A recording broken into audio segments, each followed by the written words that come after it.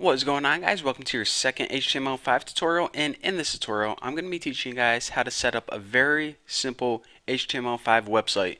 Now what we set up in this tutorial you can basically use as a template for all your HTML5 websites from here on out.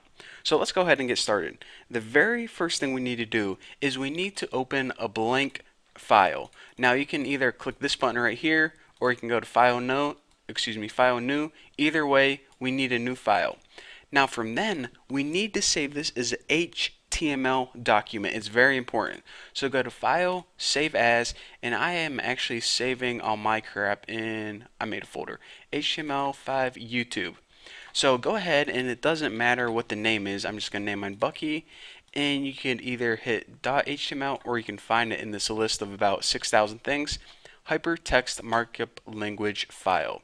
So Bucky.html, very important you have the HTML and save. Now once we have the core file saved, we can go ahead and start typing some crap into here.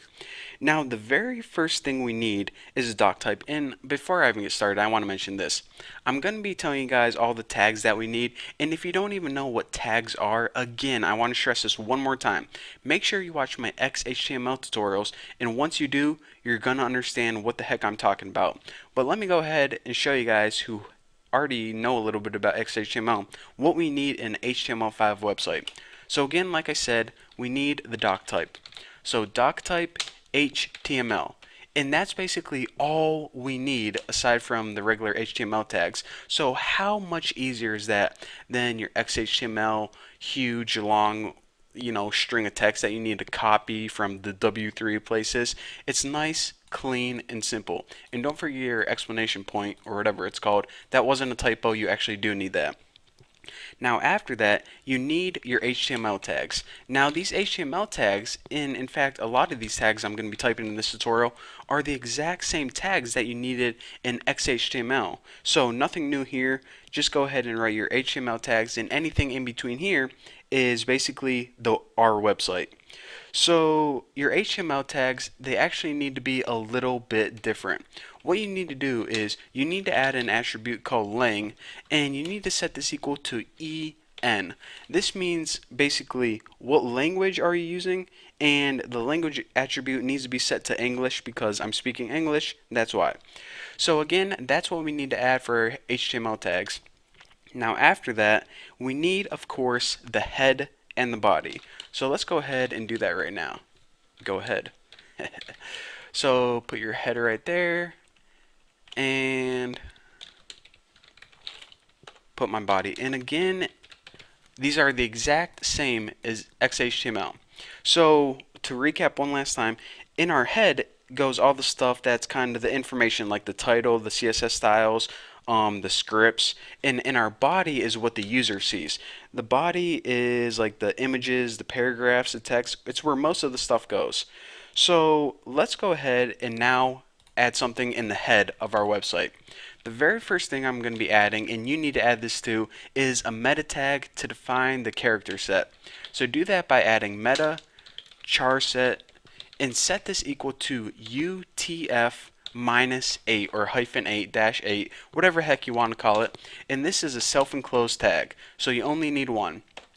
And I guess I might as well talk to you guys about meta before everyone gets mad at me.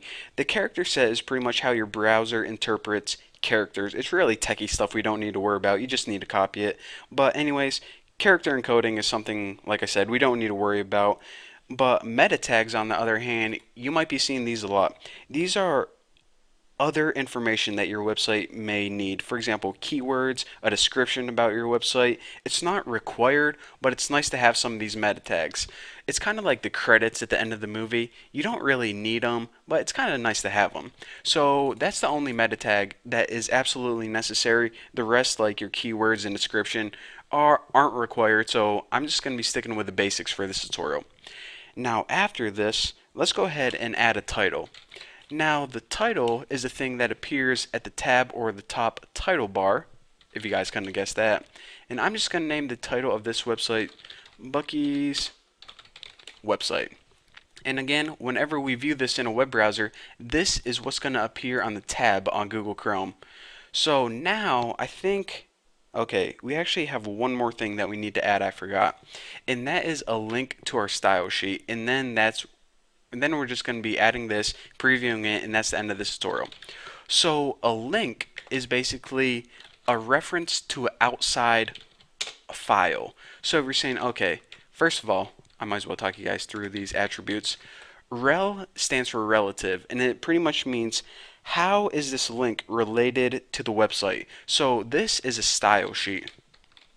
So we pretty much say, okay, the file we're about to tell you is going to be a style sheet for this web page. So now it needs to know, okay, so what file is it? And for that, we use an attribute called href, and we set it equal to main.css. Now, if you're saying, okay, what the heck is this file? Actually, this file is a CSS file that we didn't create yet, but we're going to be creating it in the upcoming tutorials. Now, you're saying, okay, Bucky, I watched your CSS tutorials. I know that you can just throw all of your CSS on the website right here. Well, yes, you can, but what I like to do is I like to use my CSS in a separate file because it keeps it a lot cleaner and easier to manage. It's always good to have your CSS in any design or appearance files on an outside web file because we want to keep this thing as simple as possible because we have enough stuff to pack in here. So that's why I'm doing that. So anyways, in order to preview your website, go ahead and save it and hit run and launch it in Google Chrome, and whoa, this thing pops up. Let me go ahead and minimize that beast. And as you can see, it says Bucky's website on our title, and we didn't add anything to the body. If you guys didn't know what the body is, it's this crap right here. And since our body is empty, we have nothing in between those tags. That's why we don't see anything yet. So again, that is your basic HTML5 website. Again, you probably want to copy this and use this template for the rest of your HTML5 websites. Again, a couple things you want to take note of. Don't forget to add the doc type, the HTML language, and also this meta tag. So those are very important pieces of information. Don't forget it. Now in the next tutorial, we're going to be adding some stuff to the body and actually making our website look a little bit prettier. So thank you guys for watching. Don't forget to subscribe, and I'll see you then.